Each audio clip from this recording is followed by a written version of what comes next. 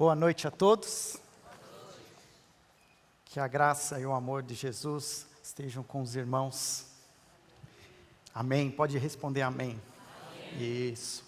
Eu estou hoje pastoreando uma igreja centenária, a primeira igreja batista de Campinas, uma igreja contemporânea à primeira igreja batista de São Paulo, que no dia 3 de... Essa é minha linda filha, que vai ficar solteira por um bom tempo, tá? Só para vocês saberem.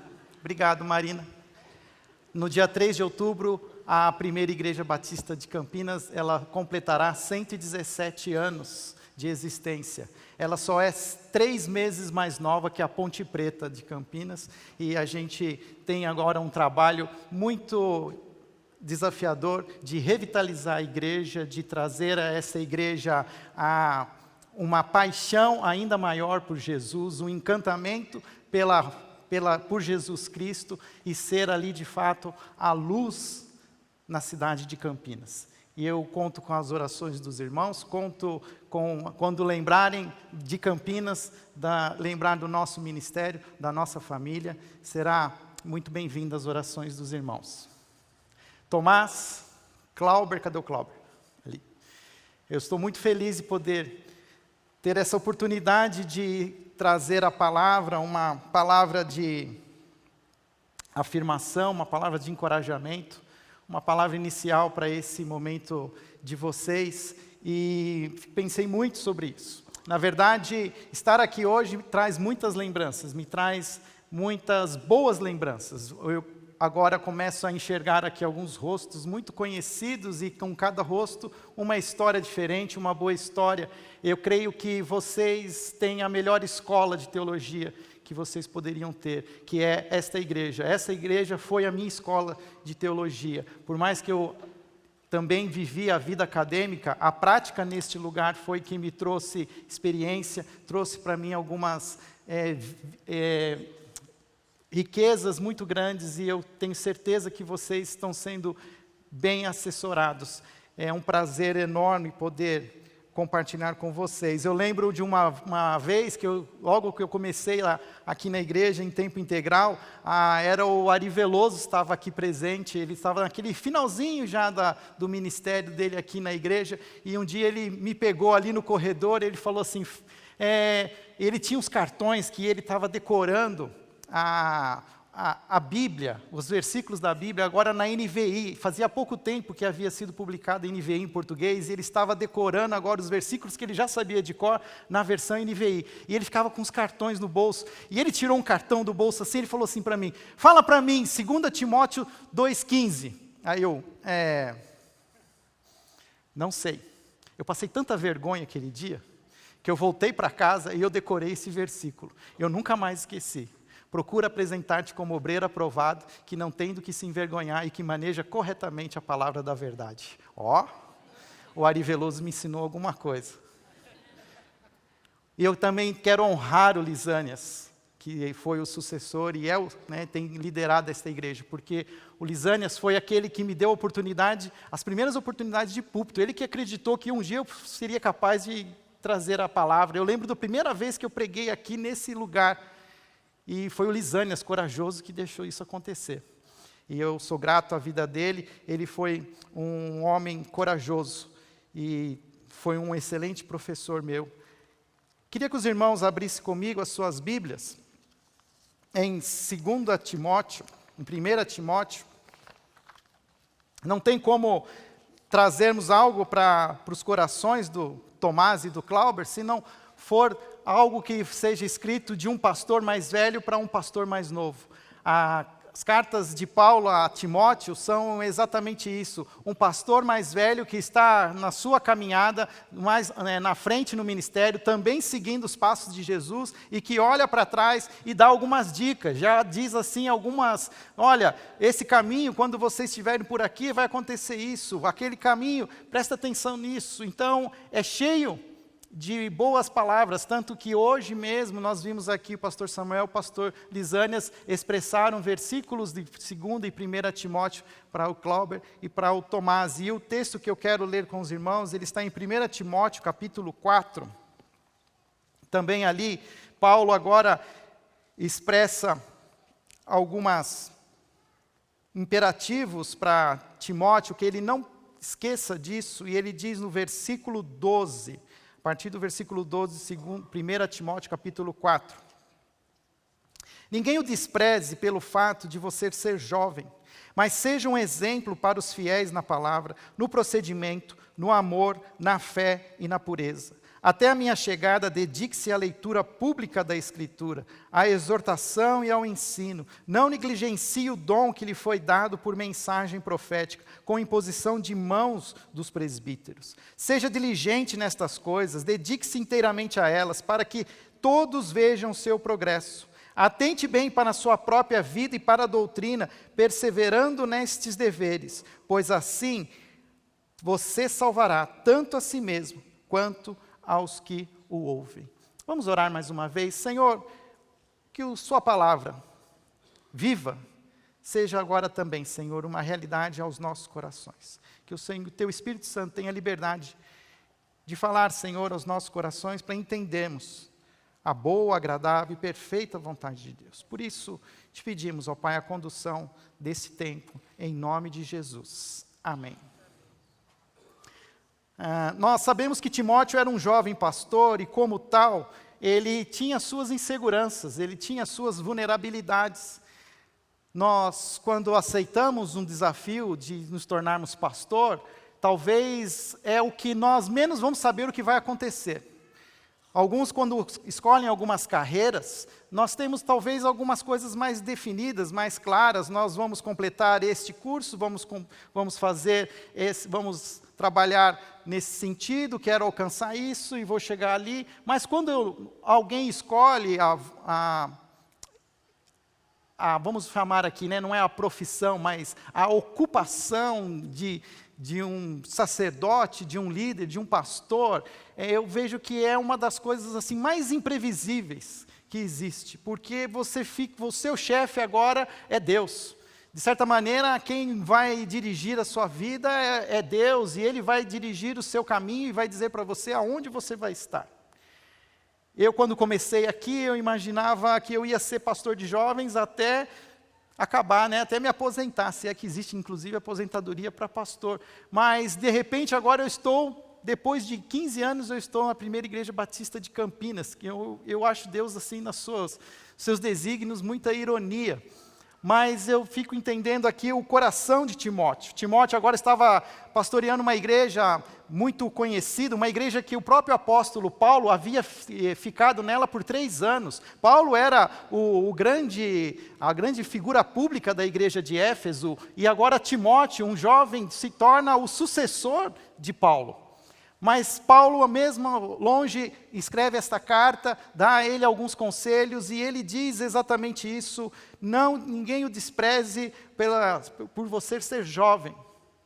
Tomás talvez encaixa mais nessa palavra do que o Clauber, mas eu creio, Clauber, que essa palavra é para mim também. Às vezes eu estou lá na igreja, e uma igreja antiga tem também muitas pessoas da terceira idade. E volta e meia alguém fala assim: esse aqui é o nosso pastor, o pastor Fábio. Aí a pessoa olha para mim assim, de cima e embaixo, nossa, mas que novinho, né? Eu falo assim, dá bem, eu falo, dá bem, né? Graças a Deus. Mas as pessoas talvez tenham um estereótipo de pastor, que o pastor é um homem, muitas vezes, de cabelo grisalho, alguém já mais abatido, cansado das batalhas, mas nós não precisamos seguir nenhum estereótipo. Nós podemos ser homens saudáveis, homens seguros daquilo que nós queremos. Não precisamos trazer uma juventude que não é nossa. Temos que aceitar quem nós somos, mas podemos ser exemplos. Eu lembro que quando eu ainda aqui em São Paulo, eu fui uma vez num consultório médico e eu levei um escracho do médico, porque ele falou: como você, pastor de jovens, está nesse estado de saúde? Você precisa dar exemplo, tudo. E eu falei, ok, eu recebo, eu entendo. E nós precisamos viver aquilo que nós somos, todo a nossa vida de uma maneira integral. E aqui Paulo, ele fala exatamente isso, até mesmo dá algumas ordens para Timóteo, para que ele até beba um pouco de vinho, para que ele, para a sua saúde vulnerável, se torne mais forte. Timóteo, então, Paulo traz algumas coisas nesse texto, e o que eu queria destacar é que nesse conselho de Paulo ao seu discípulo, ele traz 6 instruções que podem ser expressas através de 6 atitudes. Eu vou dizer elas 6 primeiro, antes de falar sobre elas, mas essas 6 atitudes ajudariam Timóteo a sobreviver diante da pressão do ministério pastoral. Paulo vai dizer para Timóteo para que ele seja exemplo, para que Timóteo identifique a sua autoridade, para que Timóteo exerça o seu dom, para que ele mostre o seu progresso, mantenha a sua coerência e acerte os seus relacionamentos. Tomás e Cláudio, nesse momento que vocês oficialmente se tornam pastores, pastores reconhecidos pela Ordem dos Pastores Batistas do Brasil, o que eu quero que vocês entendam a partir das palavras expressas por Paulo a Timóteo, que vocês sejam exemplos, que vocês identifiquem a fonte da autoridade de vocês, que vocês exerçam com toda segurança o dom que lhes foi dado, mostrem progresso, cresçam, ganhem musculatura, mantenham a coerência, não mude quem vocês são e acerte os seus relacionamentos. Quando Paulo fala para que Timóteo seja exemplo, Timóteo deveria ser um exemplo a todas as pessoas da igreja. As pessoas não desprezariam Timóteo se ele fosse um exemplo, como Paulo diz aqui, no procedimento. O que significa isso? No procedimento, na palavra. Timóteo deveria ser um exemplo aos crentes na palavra, no falar. Se tem uma coisa que causa confusão é a palavra do pastor. Não a palavra pregada, pois a palavra pregada, mas a palavra do pastor nos bastidores. Eu tenho visto isso, tem horas que eu estou falando alguma coisa e parece que eu falei outra. Quando eu chego lá na frente, aquilo que eu falei já é outra coisa. Tomem cuidado com aquilo que vocês falam com muita clareza, mas sejam exemplos na palavra e no falar. E o que eu quero que vocês entendam, o que eu creio que Paulo queria dizer é que nós precisamos aprender a que as nossas palavras, elas produzam reconciliação. Muitas vezes as palavras que saem das nossas bocas são palavras que criam confusão, que criam desconforto. As palavras de um pastor, de um ministro, ele é uma palavra que é a palavra do próprio Jesus Cristo. São palavras de reconciliação, são palavras de ajuntamento, são palavras de cuidado, são palavras que trazem a pessoa para mais perto. Talvez a palavra que mais vocês vão ter que aprender a dizer é a palavra perdão. Por incrível que pareça, os grandes líderes são os líderes que sabem reconhecer os seus erros e que das suas bocas eles podem, o seu rebanho ouve a palavra perdão. Perdão porque fui rápido demais. Perdão porque eu imaginei alguma coisa, mas não foi isso que trouxe a consequência positiva. Eu queria reconhecer, fui rápido demais, me perdoe. Eu fui insensível demais, me perdoem. Não há outra palavra mais forte para promover reconciliação do que a palavra perdão. Não há nenhum líder que não tenha uma falha. O único líder que nós temos hoje que nunca falhou foi o próprio Jesus Cristo. Todos os líderes têm falhas. E serão grandes líderes, serão grandes pastores, se na fala de vocês a palavra perdão for constante. Isso trará a vocês a autoridade que vocês precisam. Ao mesmo tempo, Paulo fala para que não só no falar, mas no procedimento, no modo de viver, pois hoje eu creio que o rebanho, as pessoas, elas estão muito mais condicionadas a assistir do que a ler. Elas estão mais prontas a assistir às vidas, a ver aquilo que é vivido, do que aquilo que nós queremos que eles leiam, que eles escutem. Por isso é muito importante que vocês mantenham uma vida de coerência no proceder, como vocês lidam com as mulheres de vocês, com as filhas, com os filhos, com as outras pessoas, como vocês tratam os pais. Isso é muito importante, as pessoas estarão olhando para vocês nesse sentido. No amor, palavras sem amor convencem, tão pouco como obras sem amor. Amor precisa ser expresso na prática. Aí a palavra não é só dizer que você ama, mas que vocês, de certa maneira, pratiquem esse amor. Não bastava Deus dizer que amava a humanidade, Ele precisava provar isso com uma ação concreta. E Ele prova isso trazendo Jesus Cristo para morrer por nós. Nós precisamos, como líderes, não só expressar o nosso amor, mas viver esse amor sacrificial, amor incondicional, que paga o preço pelo rebanho, pague o preço para estar mais perto das pessoas que precisam da reconciliação. Seja um exemplo no procedimento, no amor, mas também sejam exemplos na fé, na fidelidade, na pureza, no cumprimento cuidadoso das obrigações religiosas. Eu creio que Jesus, o protótipo de Deus, tornou-se para nós o exemplo do ser humano por excelência.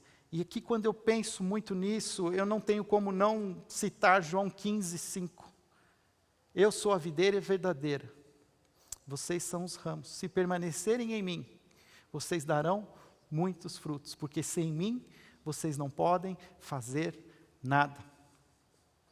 A gente gosta muito de olhar os frutos, como ramos, olhar para os frutos. Mas o que Jesus está querendo dizer é que se eu quero ser esse exemplo no procedimento, no amor, na fé, na pureza, eu preciso permanecer em Jesus. Jesus é a fonte de todo o amor, de toda a pureza, de toda a fé, de todo o procedimento, de todo falar que eu preciso para frutificar. Mas eu tenho aprendido que o ramo, ele não se alimenta do fruto. Ramos se alimentam da videira. Conforme vocês forem vivendo a vida ministerial de vocês, muitas pessoas vão falar de coisas boas que vocês fizeram em nome de Jesus. Mas isso traz para nós um perigo de nós começarmos a achar que todos aqueles frutos são os frutos que eu preciso para viver a vida cristã que Jesus deseja que eu viva. Mas eu preciso escolher não viver esses frutos. Eu preciso abrir mão, olhar, virar de costas e continuar permanecendo em Jesus. Ramos não se alimentam dos frutos. Ramos se alimentam da videira. E o paradoxo é que, ao se alimentar da videira, darão muitos frutos, porque sem mim vocês não podem fazer nada. Eu gosto desse texto e eu gosto dessa parte. Sem mim vocês não podem fazer nada. Nenhum de nós cristãos pode fazer coisa alguma se não permanecermos em Jesus Cristo. Tomás, Glauber, vocês não serão pastores, à imagem e semelhança de Jesus, se vocês não permanecerem em Jesus, porque sem Jesus vocês não podem fazer nada. Nós não podemos ser bons profissionais, não podemos ser bons maridos, não podemos ser excelentes esposas se não permanecermos em Jesus. Quando eu falava com os jovens, e tem algumas oportunidades que eu ainda falo, muitas vezes a gente fala até sobre a sexualidade. E eu falo de João 15:5, sem Jesus até a nossa sexualidade, ela se deturpa. Porque sem Jesus não podemos fazer nada. Mas e nada? E nada? Ou é tudo, ou é nada.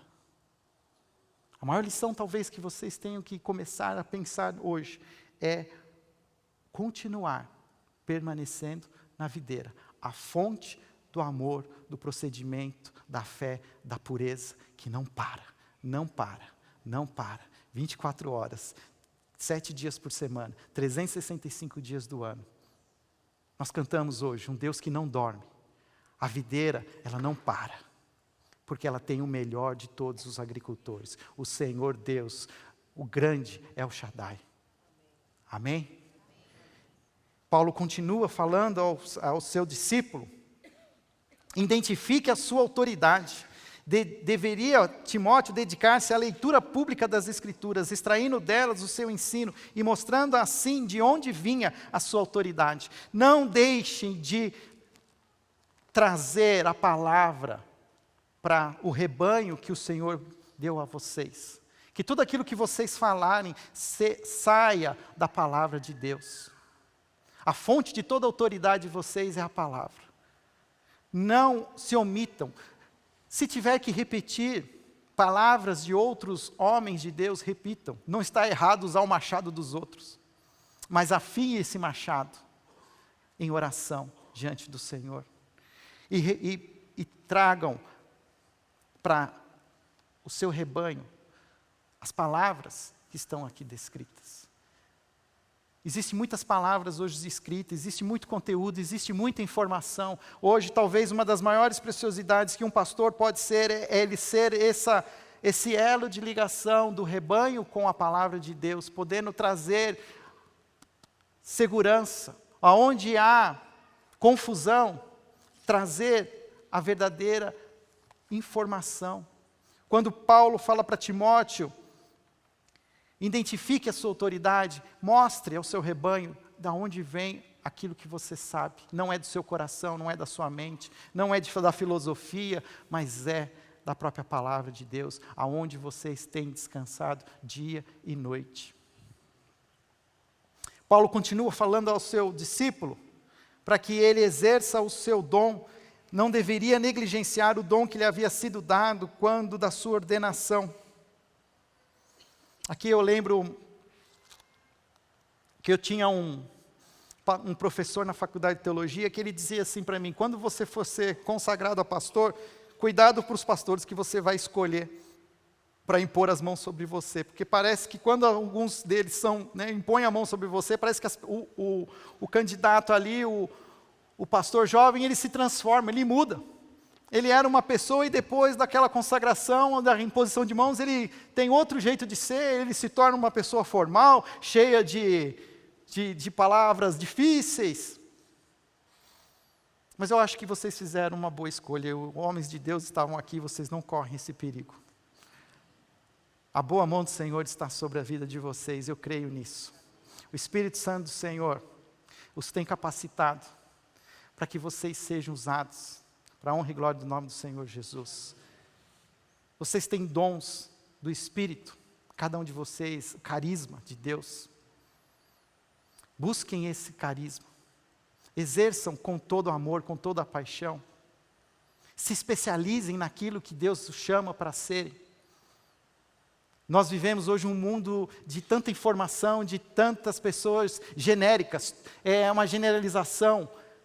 Mas é difícil hoje encontrar pessoas, homens de Deus, que têm conhecimento de como são usados. Aperfeiçoem o dom que é dado a vocês. Se é o dom do ensino, sejam excelentes mestres. Se é o dom da misericórdia, sejam excelentes misericordiosos. Mas permitam que o Espírito Santo use vocês para a honra e glória do nome do Senhor Jesus. Mostre o seu progresso. Deveria ser diligente e dedicado a fim de que todos pudessem ver o seu progresso. O versículo 15, eu já me empolguei aqui, já até fechei a Bíblia, mas eu vou voltar aqui. O versículo 15 diz assim: seja diligente nessas coisas, dedique-se inteiramente a elas, para que todos vejam o seu progresso. Tomás e Clauber, eu creio que a caminhada com Jesus Cristo é um movimento que não para. Muitas vezes no meio do caminho nós nos sentimos cansados, somos tentados a achar alguns atalhos. Mas o que eu quero dizer para vocês é que como líderes, como pastores, vocês têm uma função de marcar o ritmo dessa corrida. Uma das coisas boas, Cláudia, que eu tenho de lembrança, e a lembrança mais recente, é que eu me inventei de correr aquela maratona alguns dias atrás. E eu precisava de alguém que fosse comigo às 4h30 da manhã, no estádio do Pacaembu. Eu só tinha uma pessoa para pedir isso, que não ia me negar. Era você. E você foi. Você acordou cedo. Eu já estava acordado faz tempo, porque eu não conseguia dormir aquela noite, mas você foi comigo. E as corridas têm me ensinado uma coisa, e quando eu cheguei naquela corrida, tinha alguns homens identificados por cores, e eles tinham números nas suas camisetas. Esses números diziam assim, o tempo que eles iriam correr, e se você seguisse aquela pessoa, naquele ritmo, você completaria a maratona em tantas horas. Eu tenho entendido então que nós, os pastores, nós somos instruídos por Deus a ditar o ritmo dessa corrida. Nós precisamos manter uma corrida que seja sensível ao nosso rebanho, um ritmo que faça com que eles vejam o nosso progresso, mas que nós também sejamos sensíveis a não corrermos tanto na frente, mas ao mesmo tempo permitir que eles corram junto conosco. E que vocês mantenham esse progresso diligentemente, dedicados. E numa corrida de longa distância, como é a vida cristã, e aqui é uma vida que todos nós teremos que participar, é uma jornada, a vida cristã é uma jornada. Não é uma corrida, como nós vimos do Usain Bolt lá, de 10 segundos. Muito pelo contrário, é uma maratona de anos. E sabe uma coisa que eu aprendi nessa última corrida que eu fiz? É que vai doer. Vai doer muito. E você vai ficar tentado a parar.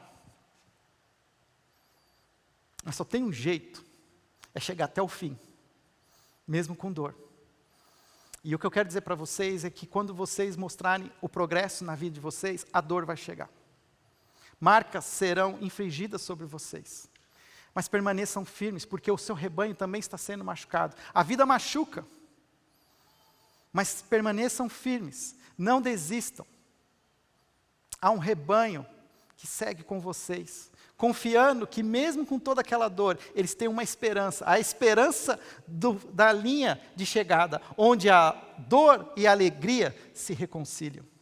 A dor e a alegria se reconciliarão na linha de chegada.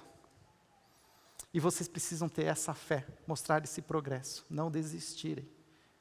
Isso será importante para o rebanho de vocês. Mantenham sua coerência. Observem atentamente a sua vida e o seu ensino para verificar se são consistentes. Um jovem pastor precisa se lembrar das suas próprias necessidades em conexão com a doutrina. Ao alimentar os outros, ele também precisa encontrar uma bênção para a sua própria vida. Versículo 16 diz: atente bem para a sua própria vida e para a doutrina, perseverando nesses deveres. Eu creio que quando Paulo fala, atente bem para a sua própria vida, eu creio que Paulo fala da vida integral, a vida emocional, a vida espiritual, a vida física. Como vocês querem cuidar da vida dos outros se vocês não cuidam da própria vida de vocês? O que Paulo estava falando para Timóteo é, se você não pode querer que os outros cuidem da sua própria vida, zelem, busquem que vocês não busquem. Então alimentem-se de todas as maneiras, alimentem-se para que vocês sejam íntegros emocionalmente, alimentem-se de maneira que vocês sejam íntegros fisicamente, alimentem-se da palavra para que vocês sejam íntegros espiritualmente. Vocês precisam pastorear a própria vida de vocês. Isso será um tremendo desafio. Porque falar da vida dos outros, de alguma maneira aconselhar os outros é fácil. O duro é administrar o eu que nós somos.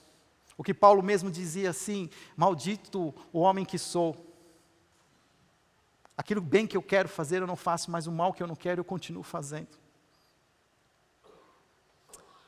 É saber lidar com as suas próprias fraquezas, pedir ajuda para aquilo que vocês não sabem fazer. Vocês nunca saberão tudo, mas se rodeiem de pessoas que talvez são especialistas, que sabem um pouco mais competentes. Não tenham medo de dizer que não sabem, mas permaneçam perto daquele que tudo sabe. Vocês não podem, Jesus pode. Vocês não querem, Jesus quer. Confiem, peçam ajuda. Até onde eu li, nós terminaríamos em 5 pontos, mas eu não li propositalmente o capítulo 5, onde Paulo começa a dar conselhos acerca das viúvas, líderes e escravos naquela época, e eu queria aqui trazer um 6º imperativo: acerte os seus relacionamentos. Demonstrem sensibilidade em seus relacionamentos, tratando todas as pessoas de forma condizente. Tratem os idosos com respeito, os jovens com igualdade, o sexo oposto com moderação e todos com aquela afeição que une os membros da família da igreja. Sejam pastores de todo o rebanho. Talvez vocês, em algum momento da vida, vocês estarão tendo um foco dentro de um universo, de uma faixa etária. Mas nunca